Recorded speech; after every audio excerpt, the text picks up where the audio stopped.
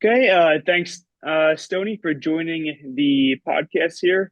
Um, we met previously at a tech rooftop networking event, and it happened to be that you're working on a startup that was related to helping people organize events and different things like that. And yeah, we had a good conversation about that. Of course, we had a lot of information to share since I'm into organizing tech events. But um, but yeah, before we dive into that, what led you up to the point of even wanting to start a startup, or how would you end up in New York City? You might just give me a bit about your background. Yeah, of course, Brendan. I mean, first, thanks for having me. It's great to be here. I think I wanted to start a startup for basically as long as I remember. Looking back on it, and at the time, I didn't really think it was a startup, but one of the first startups I did was in the fourth grade, and I was selling stationery, kind of like what you would call drop shipping today, before drop shipping really existed. And I was in the fourth grade. I didn't do it to make money. For me, it was just a way to buy Pokemon cards that I couldn't really afford. Nice. But looking back, I think I always was really fascinated by not just company structure, but the idea of building something from ground up, right? And so since then, I did a lot of other small businesses, and up and through college, where I went at New York University, I graduated their engineering school with a chemical and biomolecular engineering degree. But I think the engineering degree was a lot more to teach me how to solve problems than to actually plan on going into the industry. And so for me, it was always my dream to, hey, I want to build a startup and I want to build a lot of startups. And so I think there's no point where I could say, oh, yeah, I decided to try this and I went down this road. It was really just what I wanted to do for as long as I can remember. Yeah, yeah, no, that's definitely what struck me when I met you at that event is that you definitely have a strong sense of persistence. I mean, everyone in the startup world does, but I really came through with you, and so that'll definitely be valuable for you as you go down this tough path. Um, and and yeah, I think that that's important to also just feel it in your bones that this is what you want to do with your life because there's going to be those points, those valleys where it just you're no longer there's no longer any immediate reward that you're getting, at least not in the short term, and you just have to enjoy it for it in and of itself. So that's big. Yeah, I Um, mean, I yeah, look at some of my peers who graduated, and I think sometimes I'm like, I look at the salaries they make, and I wonder why am I doing this? Because the right. reward really is not, it's not monetary, it's not upfront. I think the biggest misconception, especially when I talk to my friends, they're like, oh wow, you're doing a startup, you're the CEO, it must be so much fun, so much freedom. I wish I was doing what you do, but it's really not glorious. It's kind of glorified today, I think, with, big tech billionaires and people who have really made it. But when you're in the trenches, it kind of just sucks. It's a lot of, Yes. doing what you don't want, but at least people who work in like corporate America, they can complain about their bosses. Like I complain about my boss all the time, except he sucks and it's me. So there's it's definitely really challenging and it's not something that is as fun as it sounds. Yeah. Yeah.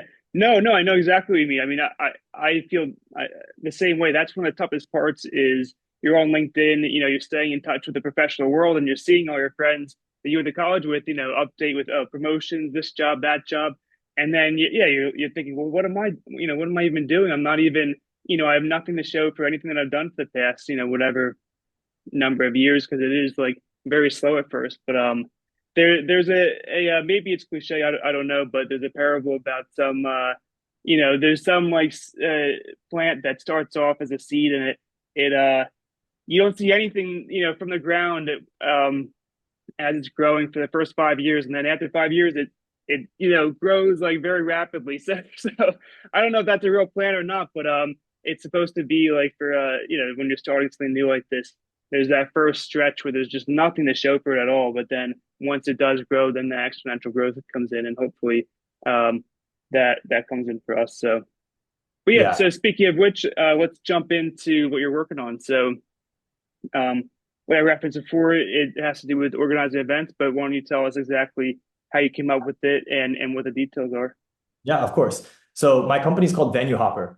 We're a venue marketplace that lets hosts find venues for their private events. So if you're looking for a private event space and you want to take, say, 30 people at the moment, there's no way that you can just go online and book a place. It just simply doesn't exist. It's kind of insane how archaic a lot of it still is because you're going and you're calling people and you're talking to event directors before you can even see a price. And so you can think of it maybe like Resi or OpenTable, except for venues for private events. And the space itself is growing enormously, right? You can see just by the number of ticketing platforms that have been popping up how fast the event space is growing. And in part, I think it has to do with how after COVID, people realized, hey, wait, I really like in-person connection. But also just as, society kind of trends towards more, okay, online interactions, people start to value the in-person interactions. They don't really want to go to a club anymore, wait in line for an hour to go dance to loud music with people they don't know. They want private events where people actually know each other, you hang out with your friends, your close friends, and you have a good time, right? And so kind of capitalizing on that wave, as well as obviously tech trends in AI and industry, it really makes it so that this is something that from what we've seen, everybody who wants to do it is like, wow, I can't believe this doesn't exist yet. Yeah, and I'm one of those people because like I said, I organize events, and yeah, I basically right now what I have to do is just call random places within the city and ask them, do they charge for a venue? What are the details? And there's no platform to just readily compare different venues. So that would be great. Um, and and yeah, no, as far as meeting people in person, I mean, right now the alternative, and as you said, it's exacerbated by the pandemic, but it's so inflammatory. All the online interaction that we have, you're talking to people. Most of what you're doing is just you end up just comparing yourself to other people, whether it's posts on LinkedIn or social media. You're not making genuine connections. But with these events, what I've found, especially if you can plan an event that is in the niche that you're interested in, you make such good connections and friendships with people that have the same interests as you, and that can't be overstated because you can waste a lot of time trying to meet people and become friends with people that aren't necessarily the same, don't have the same interests, the same lifestyle, and it ends up just being a lot of time spent on people that just aren't aligned with you. So it definitely makes a big difference. Yeah, that in-person interaction, just being able to see someone, see their body language, everything is like, it's funny because I think when social media and everything came out, it offered something new to the table, which was, wow, you get to connect with people who are 1,000 miles away. And that's great. But now that you've tried that side of it and the grass was greener on that side of the lawn, you look back and you think, oh, yeah, hanging out with my friends and just spending time together in person is also phenomenal. So I Yeah, agree. yeah, definitely. Um, Yeah, so these are you're building a platform for helping people choose events, or sorry, choose venues for events. And so I'd imagine you're dealing with a lot of different people. What kind of characters have you met along the way, good or bad, positive or negative? How they've been, as far as the events industry? Yeah. So the thing with events, venues, I mean, just in general, there's just so many different people out there. And we work out of New York City. Most of our venues are in New York City. And New York is phenomenal because it's this melting pot where you get to see 1,000 cultures in one block, But at the same time, that means that you are forced to meet people who just don't align with you, and you have to see their side of the world too. And so on one side, I think it's incredibly eye-opening to work with people like that and see individuals and see characters, as you call them, who are really different. But when you're building a product that's supposed to market to anybody, right? Because anyone who's hosting an event, it could be like a networking event, like the ones that you do, Brendan, or it could be, a personal party, it could be an anniversary, whatever it is, the service needs to cater to everybody. And so when you really understand all the characters that you run into, I think it really helps hone down a product that's fundamentally universal. And that is really powerful because once you have something that works for two niches that are diametrically opposed, then you realize, all right, this is something that can scale. Yeah. Yeah, no, I like that idea of creating something that's so generalizable or so generally valuable to people that even two very different niches would appreciate it and value it. So that's an interesting insight there. And as far as like dealing with these different venues, I know I had one case where I was trying to get a venue, a rooftop bar, and at first they said, "Oh yeah, it's fine. You can come host your event here." And then I had a couple events there, and then the third event that I had, I showed up, and I guess it was someone different than who I talked to, who was running the floor that night. And he was so surprised that I was even having an event there, and ultimately he wanted to kick me out unless he got like a some kind of charge me some kind of fee or something. So, but yeah, I mean, there's all these little things that you run into, and I think that the venues that are doing well are the ones that are realizing that if someone's hosting an event at your venue, then it's only going to benefit you. You're going to draw more people there. Once they've been there once, they'll come back again, even if there's no event. And even during the event, I mean, they're spending money on drinks. The more people that there are, the more people that they'll they'll tell their friends about it. So it's all in all just a good benefit for the venue. Yeah, I mean, if you want horror stories, there was one where the host of the venue wasn't in touch with the owner of the venue. So Okay. oftentimes these venues aren't directly run by the owners. The owners kind of hand off management and day-to-day activities to a manager, right? And the manager themselves try to book events, but in this case, the manager was working on the assumption that the owner was still the owner, and the owner itself was transitioning leases. And so this manager kind of had two boats and like one foot in each boat. And it was insane because there were 200 people at the venue, and the owner decided, hey, no, this is the new owner, decided, no, I didn't approve this, and just shut down power for the entire venue. Right. Oh wow, that's Yeah, not so good. that Yeah. was a catastrophe. And the whole thing it was definitely a learning process. And now, we take into account all of that, but it's definitely really interesting because you learn about the nuance and the web of management that goes on behind the scenes too to Right. make anything work. So Yeah. Yeah. learning And I experiences. right. And I imagine your platform would kind of absorb a lot of that hassle for event planners. That's definitely creating some value right there.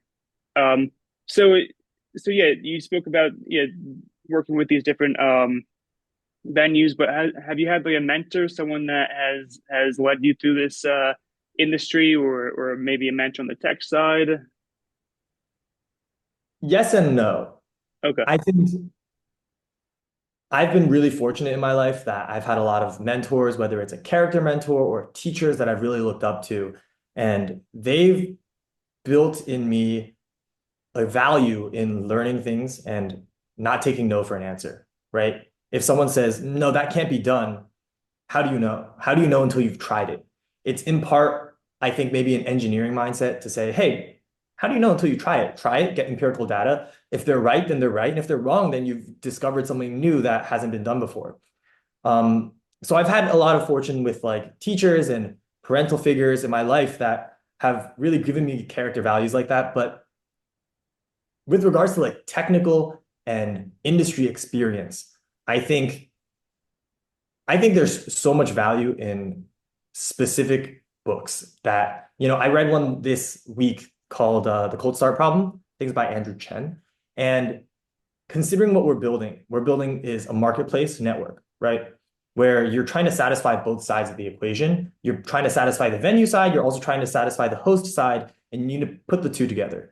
And in a network like that, how do you jumpstart the equation? How do you make sure that you have enough venues that the hosts can go on and browse, but you also have enough hosts that the venues find it worthwhile to put their listing on, right? It's kind of a chicken and the egg problem. And you really can't know how to do it until you've seen someone who does it.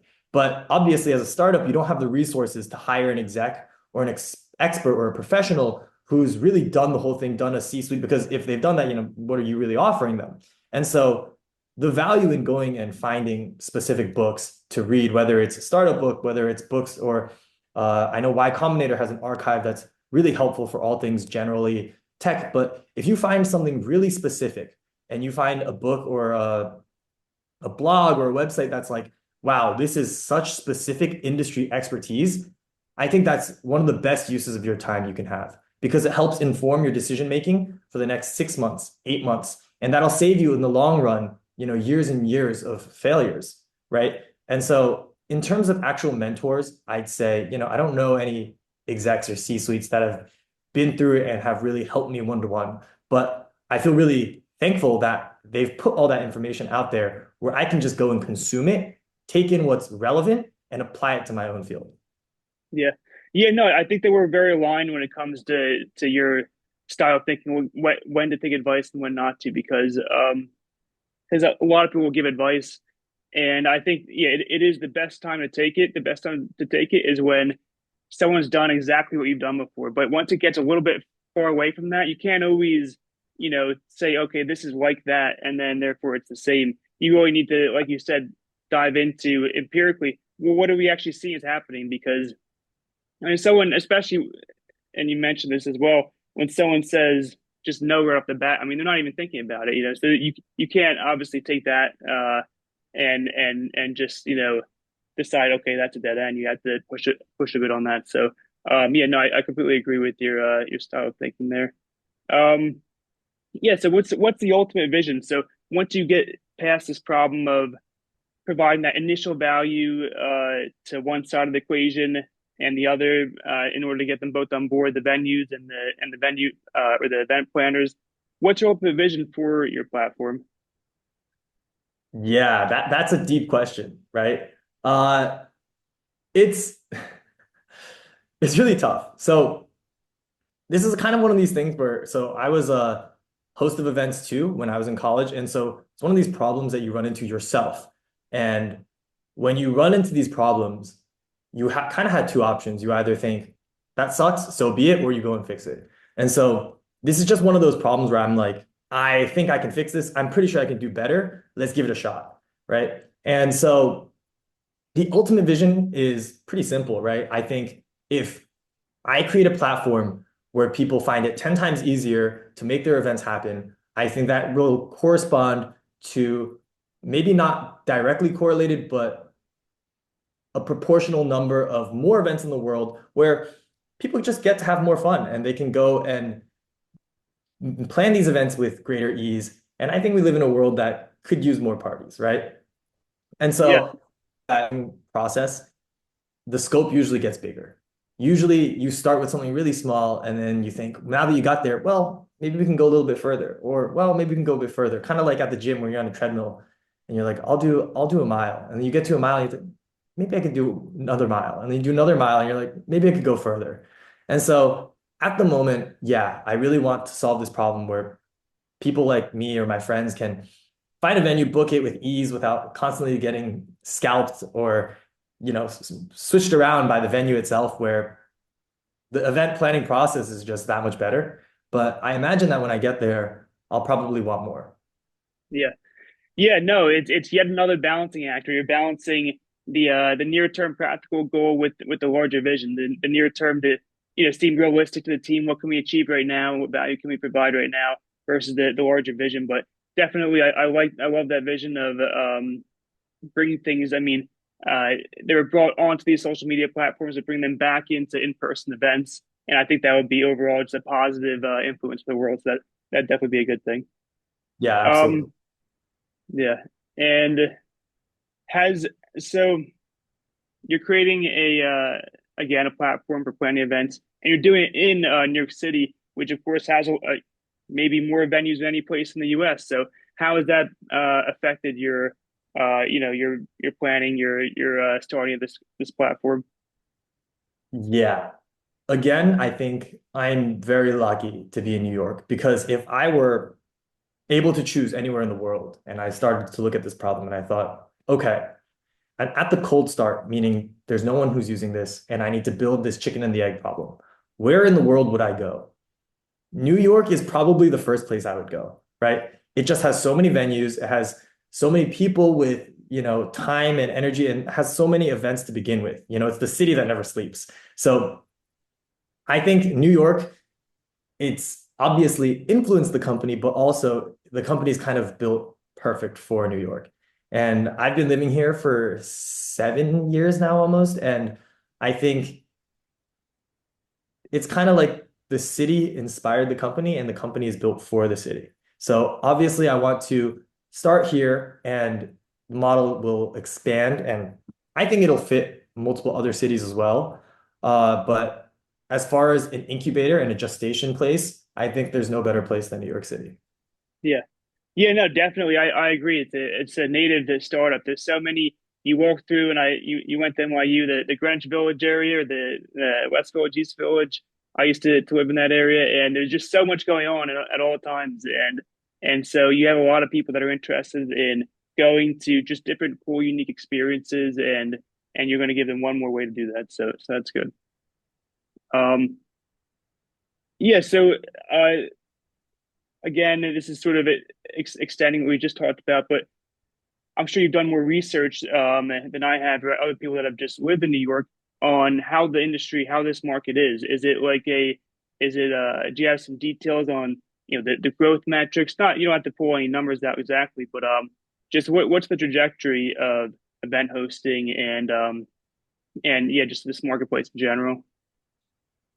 Yeah. So like, I mean, like I mentioned before, the events industry is enormous. I think it's set to grow to like 300 billion. Don't quote me on that, but like 330 billion in Yeah, like the next 5 years. And so just in terms of the events industry as a whole, it's definitely enormous. And when we actually take a look at, so we try to look as small as possible and also as big as possible. So events industry, enormous industry, what does this look like? But then we also look at an individual venue, right? What do events look like for any individual venue? And for us, New York City, right? Probably one of the most expensive places for rent as a venue possible. And they spend most of their time just breaking even. In most months, they don't make money. And so they make most of their money in a very small number of months where they get to turn huge profits, which means each individual event for them is worth that much. And so for us, we realized that one hand, in terms of an underutilized asset, what sort of spaces are missing? That's a huge underutilized asset, right? Because if you're turning a loss most months of the year, then that means your space is just not being used. And in a place in New York where real estate literally is so expensive, that's just a huge exploitable vulnerability for us to come in and take advantage of. And so I think kind of to come back to your question about the market and everything is that there are some fundamental principles of, hey, where are there inefficiencies? And where can we then take those inefficiencies, take advantage of them, reduce the inefficiencies, and reap that difference? And so that's kind of what we're doing. yeah, yeah. And this is a common theme with many startups. It seems is that there's all these very valuable assets that just aren't being used all the time, whether it's a venue space or a car, like with Yeah. Uber, Lyft, and how can we create some product or platform that fits into that gap of value that's not being used, and yeah, so if you're renting out a place in an expensive city, then anytime that you don't have a room full of people there, that's a huge expense on your balance sheet. So anything that can get people to show up and to spend money is a lifesaver for many businesses that many of them went out of business during COVID. So I'm sure they're now more than ever looking for ways to come back from that. Even now, 5 years down the road, because of course there are debts outstanding that they had to pay off, and it takes a long time to recover from something like that. So yeah, definitely, Yeah. yeah, this will be important for that. And what would you say is the most challenging, the most grueling part of what you've had to face so far? I know we you went into that a bit in the beginning. It's you see your friends, other people you went to school with, making lots of money. Uh, yeah, why don't you say like go into more details about what the toughest part has been so far? Yeah. God, where do I even start? Yeah, Like, yes, seeing your peers make more money than you definitely sucks, but I don't think that's necessarily the hardest part. If you're passionate enough about the project you're working on, you realize you have a lot of benefits too. For example, I enjoy what I do, whereas most of my peers can't say the same thing. The hardest thing, I think the hardest thing, a little paradoxically, is learning how to solve the hardest thing. At every Mhm. single juncture, you run into new problems. And the new problem is always the hardest problem, whether it's hiring, finding basic product market fit, figuring out some sort of tech. It's at any stage, the hardest problem is the problem you just started to face. Because once you solve it once, great, I can solve it again and again and again. And by the 10th time, it's not even a problem. I don't even think about it anymore, right? But it's the first time that you do it, that you're faced with incredible unknowns. That's the hardest thing. In Yeah. general, I think it means that most people go through life without ever having to run headlong into unknown. They don't really have to, whether you're at school and you're given homework, you know the scope of your homework. You have a deadline. You also know what class this is for, and you have a benchmark of what an A looks like. You have a rubric. Um, but when you're tackling a new problem, you don't really have a rubric. You don't even know if one, the problem is a problem you need to solve, two, if the problem is solvable, or three, if maybe it's just super easy and someone else already knows how to do it, right? And so, in the face of incredible unknown, to go and then solve new problems is the hardest thing. I mean, I like to tell my coworkers, my employees that it feels like running in the dark. I don't know if you've ever played Manhunt before when you were a kid. Yep. It's like it's this game of tag essentially in the dark, and it's just one of a thousand stupid things little boys do. And the idea is like you're running and hiding in pitch black, and you don't know what's in front of you, but if you don't run fast enough, the person behind you will catch you. And so it kind of feels like that because you're constantly running without being able to see what's in front of you. You have the hope that you don't hit a tree, but also know that if you do hit a tree, that you'll bounce off it fast enough and kind of pivot around it. So kind of digressing here is that just being able to solve the newest, hardest problem without knowing just how difficult it is, I think that that is the most valuable skill. And it's also what we hire for, right? How good are you at tackling problems that you've never seen before and you don't know the scope of? Yeah. Yeah, no, once again, I'm finding one of your insights just so relatable, Stoney, because I just like yesterday I ran into an issue on the startup that I'm working on, and it's just Yeah. yeah, it's those new issues because you don't build them into your reward function, so it's like as soon as you hit it, it's like oh I wasn't expecting this, and so now it just throws everything off, and again you haven't solved it before, so it just seems impossible. But if you look back and you think about the other cases where you also thought oh this other thing was impossible, and now you, as you mentioned, you do it all the time, you have to convince yourself that okay, this one will be the same thing. It's no different. Yep. Once you get past it, you'll look back and you'll realize, oh, this is not a huge deal at all. Um, yes, no, that's definitely a great insight there. And yeah, last up before we wrap up here, what's one thing or a few things that you found to be most valuable that you could pass on to someone else that might be trying to start their own startup or even just someone that's interested in the startup world that they could learn about starting companies. Yeah, kind of like it actually ties perfectly into the last point because I mean what you mentioned, right? You have a workflow and you ran into a problem that you're not anticipating. And I think that's by definition what a problem is because if you were anticipating it, you would have already avoided it before you ran into it, right? And so I think the biggest piece of advice that I wish I could have given myself like 5 years ago, as early as I could go back, like I wish I could look little me in the eye and just say, start now, take that first step. Because I spent a lot of time figuring out what might be a problem. Kind of like what you said, you have a workflow and we realize that the problems are the things you don't anticipate. But if you sit down and you brainstorm 20 problems that might happen down this path, maybe you'll be able to avoid 10 of them. And maybe 10 of them won't be an issue. But I guarantee you'll run into 40 issues that you never thought of before. And Mm. so it doesn't really make sense, just from an efficiency standpoint, to spend time trying to predict problems before they come. Yes, you want to get the easy and the obvious issues out of the way. And if there's an iceberg ahead, don't run into it. But you also got to move and just take that first step knowing that you might make a mistake, you might fail, and trust that that version of you that'll fail will fix it and will find a solution to the problem. And so I think a lot of even like my classmates who also look at what I do and maybe they changed jobs or in the middle, I always tell them I'm like a drug pusher when it comes to starting startups. I always say, hey, you should start a startup because one is at our age, I mean, I'm still pretty young, in my 20s, and I think you only have a few windows in your life where you can take a risk like this.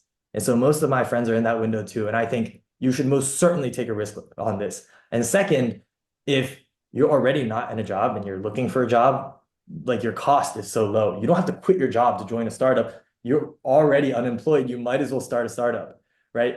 And so my advice is always, hey, try this. Just take the first step. Whatever you're thinking of, if, and I think coming down to like a more tangible, actionable thing, it's if you sit down and you think, hey, this is what I want to do, I think you brainstorm, long-term plans, 5 week, 5 month, whatever it is. And then you come down and you think, okay, but what can I do tomorrow? What can I do now? And then you do that one thing, whether it's I need to call this person or I need to go knock on a door, or maybe I need to go research some product. Like that first thing that you do is usually all it takes to be a first step. And you don't usually see the second step before you take the first step.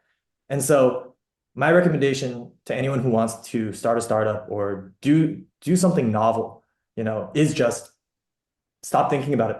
Take that first step. Right. Couldn't agree more. Yeah, no, I've definitely often thought that that's you just have to do it. You have to go forward. You have to start. And if you think of all those problems that you said, you list them out. I mean, the best way to know what your problems are is to actually do it, and then you'll run right Yeah. into it. But then you'll just keep on going, and then you'll know, okay, that's the highest priority thing because it's literally blocking me from getting to the next step, and then so you just take the route around that. And yeah, I mean, there's a good metaphor I like to think of sometimes, and my brother brings it up sometimes too. But yes, picture that you're skiing and you're going through like a glade in the woods.